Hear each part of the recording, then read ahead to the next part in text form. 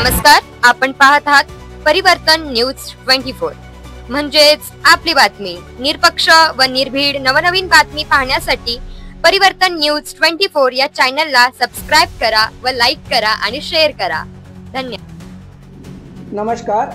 दिनांक 12/5/2025 रोजी रात्री 10 वाजताच्या दरम्यान घरकुल हाऊसिंग सोसायटी चिखली पुणे येथे 6व्या मजल्यावर फ्लॅटला आग लागली असून आगीमध्ये कोणत्याही प्रकारची जीवितहानी झाली नाही, परंतु रोख रक्कम व दागिने यांचे मोठे नुकसान झाल्याचे कळते।